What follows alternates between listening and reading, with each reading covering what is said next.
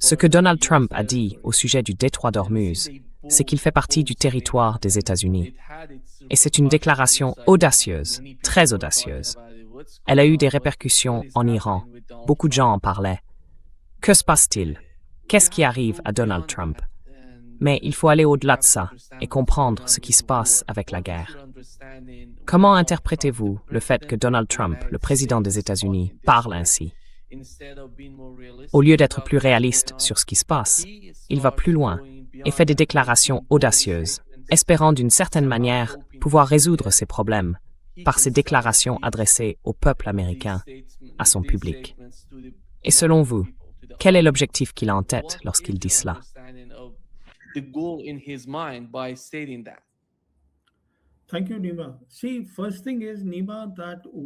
Merci Nima. Vous voyez, la première chose, Nima, c'est que lorsqu'il a déclaré que très bientôt il proclamerait Ormuz territoire américain, il l'a fait à New York lors d'un meeting. Et il fallait voir les applaudissements et les acclamations. Tout le monde était ravi que ça se passe ainsi.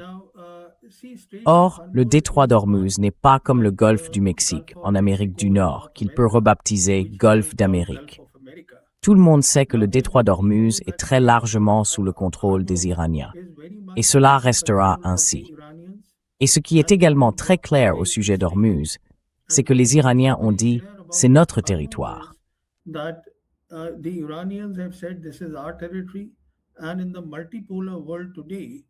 Et dans le monde multipolaire d'aujourd'hui, deux grandes puissances, la Chine et la Russie, soutiennent la position de l'Iran selon laquelle il s'agit d'une voie navigable intérieure à usage international. C'est bien ce que c'est, et c'est ce que cela restera. Mais le point essentiel, c'est qu'il a fait une déclaration extrêmement importante que je ne prendrai pas du tout à la légère. Ce n'est pas une plaisanterie. Et si je dis cela, c'est que il y a de nombreuses raisons de penser qu'il est soumis à une pression énorme. Je pourrais vous en citer 10, mais c'est un autre sujet. Restons-en à votre point. Il est sous une pression énorme. Il ne sait pas quelle est l'issue. À l'heure actuelle, les Américains n'ont absolument aucune intention de respecter le protocole d'accord que Trump lui-même a signé le 17 juin.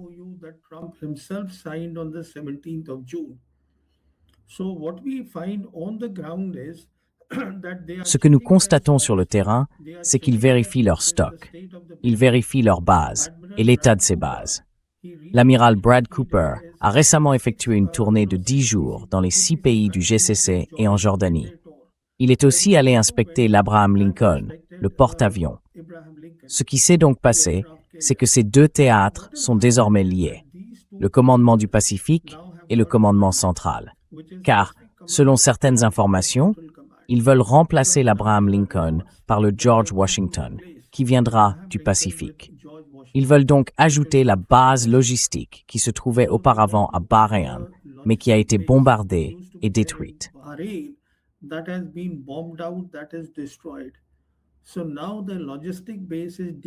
Donc maintenant, la base logistique, c'est Diego Garcia. Diego Garcia se trouve à 4000 km de l'Iran. La première chose à comprendre, c'est que les deux théâtres sont liés. Malgré cela, malgré la jonction des deux théâtres, ils n'ont tout simplement pas les moyens nécessaires, parce qu'ils n'ont jamais examiné leur stock de guerre avant de se lancer dans cette guerre. De toute façon, il n'y avait pas de plan A. Oubliez même l'idée d'un plan ou d'une stratégie. Voilà, en résumé, ce qui se passe du côté américain. Si je dis que c'est important, c'est pour plusieurs raisons. On peut le prendre à la plaisanterie, en disant que ce type fanfaronne, qu'il ne le pense pas vraiment. Mais moi, je ne l'écarterai pas pour 3 raisons.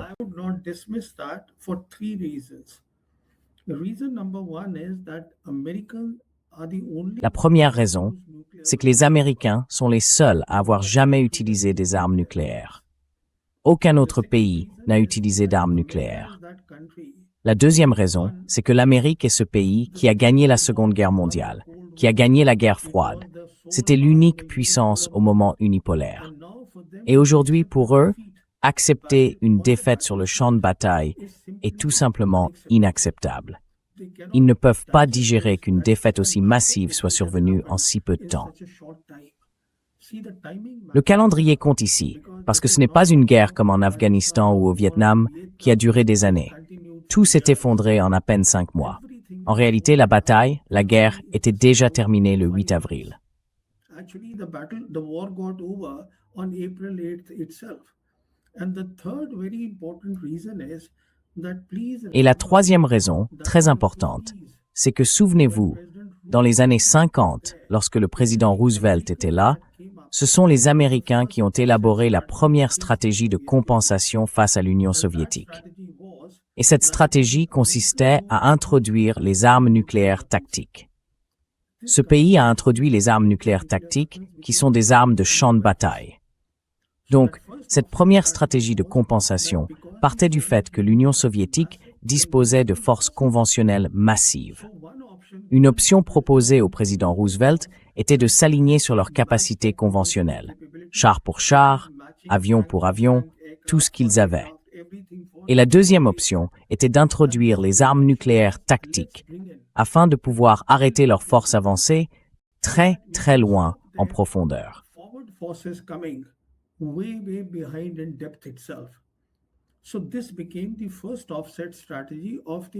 C'est donc devenu la première stratégie de compensation du Pentagone, des Américains.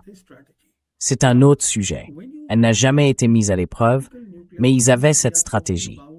Quand on parle de ces armes nucléaires tactiques, on parle d'une à 40 kilotonnes. C'est cette fourchette-là. Et la bombe qu'ils ont larguée sur Hiroshima, on le sait, faisait 15 kilotonnes. Et on connaît l'ampleur des dégâts qu'elle a causés. Donc ce que je veux dire, c'est que cet homme, aujourd'hui, le président Trump, n'a aucune option militaire. Mais aujourd'hui, la technologie a beaucoup progressé. Une arme nucléaire tactique peut être de 2 ou 3 kilotonnes, selon la zone qu'ils veulent couvrir. Vous voyez, ils pourraient très bien y réfléchir. Donc mon propos n'est pas de dire qu'ils ont l'intention de l'utiliser.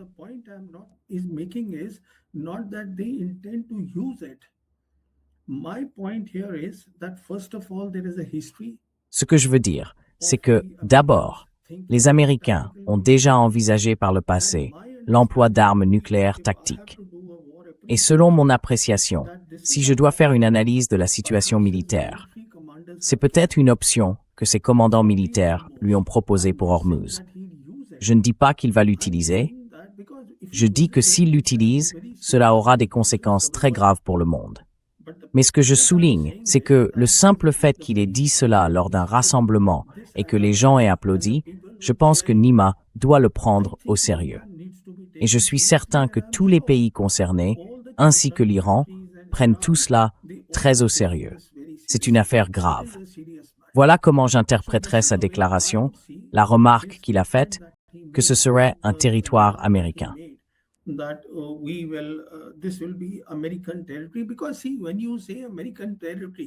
Parce que voyez-vous, quand vous dites territoire américain, vous dites publiquement que vous allez le défendre. C'est comme ça que cela devient un territoire américain. Donc vous ne pouvez pas le défendre, alors vous allez le détruire. Parce que si vous regardez ce qui se profile, que se passe-t-il? Les Israéliens parlent maintenant, enfin, les Israéliens et Scott Bessent parlent, même si cela peut sembler très hypothétique, de routes alternatives pour contourner le détroit d'Ormuz. Les Israéliens, je veux dire, Netanyahou a tenu ses propos lorsqu'il était à Washington, je crois, sur Fox News. Il a expliqué son plan, à savoir que les Israéliens envisagent de contourner Hormuz d'ici quelques années.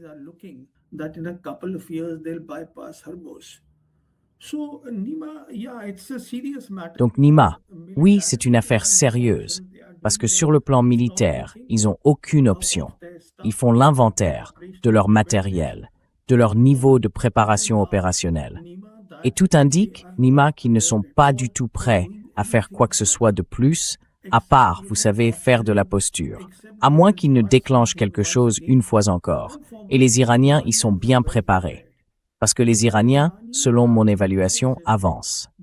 Il se passe deux choses en parallèle, là-bas, en Iran. Par exemple, récemment, les Iraniens ont fait quelque chose qu'ils n'avaient pas fait jusque-là. Ils ont effectivement annoncé, ils ont rendu public le remaniement qui avait eu lieu au sein de leur haut commandement militaire. had happened of their military top brass. That was announced, and they announced that General Cela a été annoncé.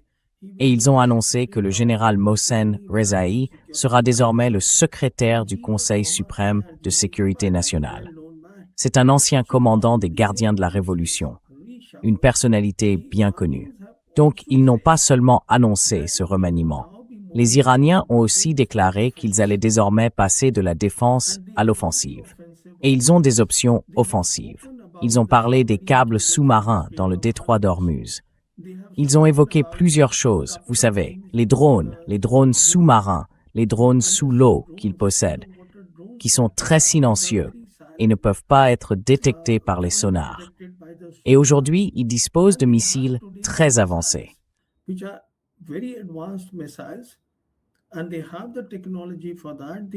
Et les Iraniens ont la technologie pour cela, ainsi que des missiles capables de corriger leur trajectoire en phase de vol. Des missiles capables d'échapper à la défense aérienne. Et nous savons que leurs missiles bénéficient de l'assistance du système chinois Beidou pour des tirs de précision à longue portée.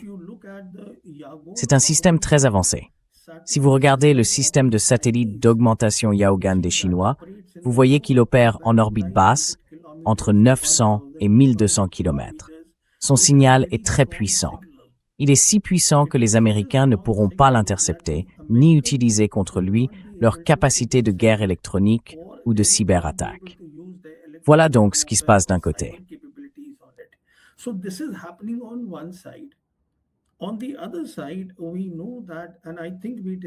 De l'autre côté, nous le savons, et je crois que nous en avons parlé lors de notre dernier échange, il y a l'accord conjoint de défense de la Mecque du 7 août. Et si je peux ajouter quelque chose, très bientôt, d'après ce que j'ai compris, une délégation iranienne de 21 membres, une équipe assez importante, avec des dirigeants de premier plan comme Ghalibaf et Abbas Araghchi, va se rendre à Islamabad. En gros, ils vont à Islamabad parce que les Pakistanais sont les principaux moteurs de cet accord conjoint de défense. Et le chef de l'armée pakistanaise est la personne qui peut parler directement en tête-à-tête avec le président Trump. Donc Nima, beaucoup de choses se passent en coulisses. Et pour revenir à notre point de départ, oui, cette déclaration de sa part est extrêmement importante.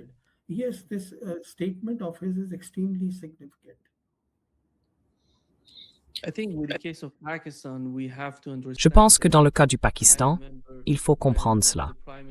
Je me souviens que le premier ministre pakistanais, lors d'un échange avec Vladimir Poutine, avait déclaré qu'il voulait améliorer les relations entre le Pakistan et la Russie. Sérieusement, il disait qu'il voulait être un meilleur partenaire pour la Russie. C'est ce que fait le Pakistan, enfin, ses dirigeants. Car nous, de l'extérieur, nous ne connaissons pas les dynamiques à l'intérieur du pays. Nous connaissons le cas d'Imran Khan. Nous connaissons les autres problèmes internes au Pakistan. Mais le système politique est parvenu à une sorte de solution. Ils doivent renforcer leur rôle dans la région, non pas en améliorant les liens, mais en approfondissant les relations entre le Pakistan et l'Iran, entre le Pakistan et la Chine, entre le Pakistan et la Russie.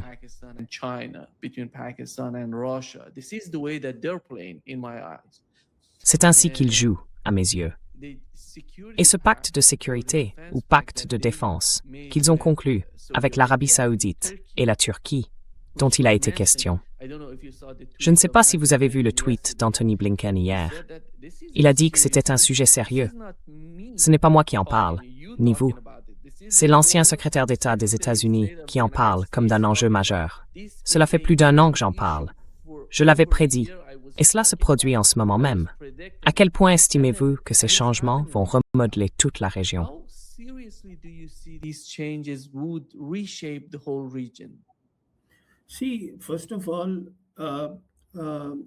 Vous voyez, tout d'abord, Anthony Blinken, ce qu'il a dit est absolument juste. Je partage son analyse. C'est extrêmement grave et nous en avons discuté. Je n'entrerai donc pas dans les détails parce que, comme je vous l'avais dit, il s'agit de sécurité collective, qui est une nouvelle manière de penser la sécurité dans le monde. Il ne s'agit pas de sécurité absolue. Il s'agit de sécurité collective et de dissuasion collective. Et le président Erdogan, le même jour, avait publié son message sur Twitter, comme on l'appelle, dans lequel il disait que cette dissuasion collective relèverait de l'article 51 des Nations Unies. Ce n'est donc pas un accord de type OTAN, relevant de l'article 5. C'est sous l'égide des Nations Unies. C'est quelque chose de totalement différent. Et puis, le 29 juin, quand Abbas Araghchi a parlé du nouveau cadre régional d'après-guerre, il a dit que les seuls pays qui seraient exclus de cet accord, ce seraient les puissances extérieures.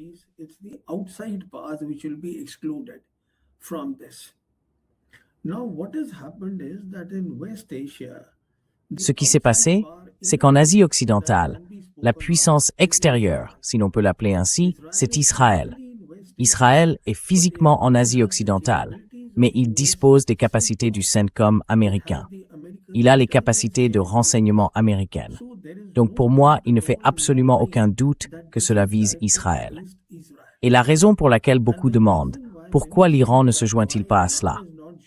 Eh bien, l'Iran est à l'origine de cette initiative, avec le soutien de la Chine et de la Russie. L'Iran en est l'initiateur, et il veut que tous les autres pays se rassemblent, parce qu'à l'heure actuelle, les Américains sont très présents sur le théâtre. Pourquoi l'Iran s'y joindrait-il? L'Iran interviendra à un stade où les forces américaines quitteront le théâtre. Mais, selon mon évaluation, ce départ du théâtre est devenu à coup sûr compliqué.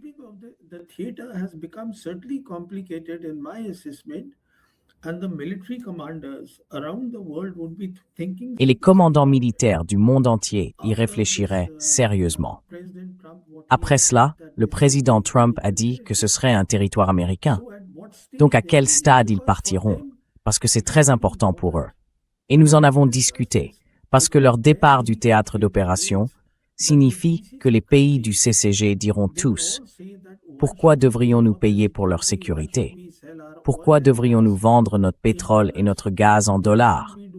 Pourquoi ne pas faire du commerce en monnaie locale? » Et puis, vous savez, une autre chose est apparue récemment. Le prince Salman d'Arabie Saoudite a eu un autre échange avec le président Trump, au cours duquel il lui a dit qu'il n'autoriserait pas les bases saoudiennes, les infrastructures saoudiennes, ni l'espace aérien saoudien à être utilisés contre l'Iran.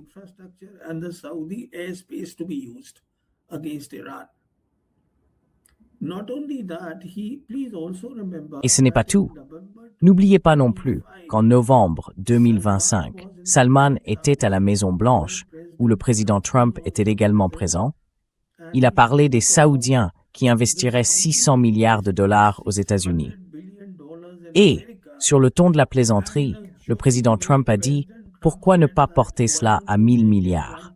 Donc, ce n'est pas seulement l'appât, l'attrait que représentent pour Trump les investissements massifs des Saoudiens aux États-Unis. Ce sont aussi leurs investissements en Arabie Saoudite. Car tous les pétrodollars accumulés, où sont-ils allés? Ils sont allés dans les entreprises technologiques présentes là-bas, dans les infrastructures d'intelligence artificielle que les Américains construisent. C'est donc une affaire très sérieuse. C'est pour cela qu'ils déplacent leur base.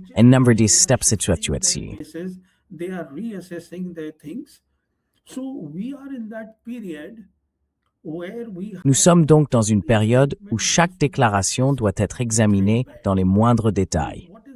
Que dit chacun? Car selon mon analyse, la guerre n'est pas encore terminée. Et s'il subsistait le moindre doute, les Israéliens ont clairement fait savoir que la guerre n'est pas terminée. Ils ont rejeté le plan de paix en 15 points du président Trump pour Gaza. Plus récemment, ils ont publié une carte sur laquelle Gaza et la Cisjordanie sont présentés comme des territoires israéliens. Nous avons donc tous ces problèmes en cours. La guerre se poursuit, en quelque sorte, sur les côtés. Les Israéliens ne relâchent pas la pression. Et du côté des Américains, ils étudient leurs options parce qu'ils ne sont pas disposés à accepter une capitulation totale.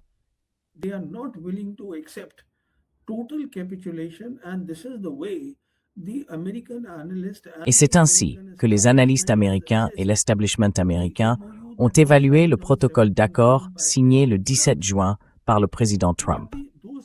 Ce que ces gens ne semblent pas comprendre, c'est que ce protocole d'accord est la conséquence d'une guerre. Une guerre que les Iraniens ont gagnée et que l'Amérique a perdue. Il est donc revenu sur ce protocole d'accord. Nous sommes donc à un moment où beaucoup de choses se passent.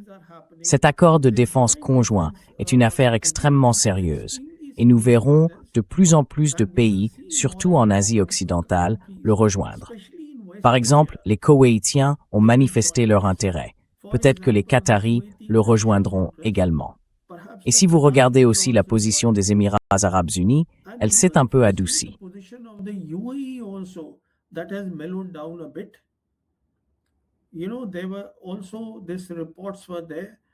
Vous savez, il y a aussi eu ces informations selon lesquelles des avions gouvernementaux des Émirats arabes unis se sont rendus à Téhéran en transportant environ 3 milliards de dollars en espèces. Des dollars en liquide y auraient été remis, ainsi qu'environ 2 tonnes d'or à l'Iran. Donc de toute évidence, ils cherchent maintenant à améliorer leurs relations avec l'Iran. C'est là que les choses commencent, selon mon analyse, Nima. Et bien sûr, le Pakistan joue un rôle. Encore une fois sur le Pakistan, vous avez évoqué Imran Khan. Voyez Nima, de la manière dont je le vois, le Pakistan est un pays où ces deux choses sont distinctes. En ce qui concerne l'armée, et surtout l'armée de terre, l'armée pakistanaise est responsable de la politique de sécurité, ainsi que désormais de la politique étrangère et de la géopolitique.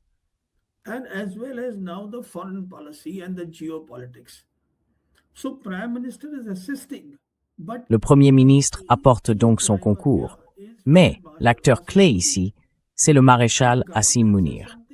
Et au Pakistan, la gouvernance est une chose différente. C'est pour cela qu'il y a eu beaucoup de discussions sur un gouvernement hybride. C'est la raison pour laquelle on parle d'un gouvernement hybride, parce que ces deux domaines sont distincts et qu'ils se sont séparés. En ce qui concerne la politique de sécurité, cette séparation s'est produite lors de la première guerre du Cachemire avec l'Inde en 1947. Une ligne militaire a été établie le 1er janvier 1949. Ils sont donc devenus les gardiens de la politique de sécurité et de la ligne militaire. Et après l'essai nucléaire de 1988, l'armée pakistanaise est devenue la gardienne de la politique étrangère.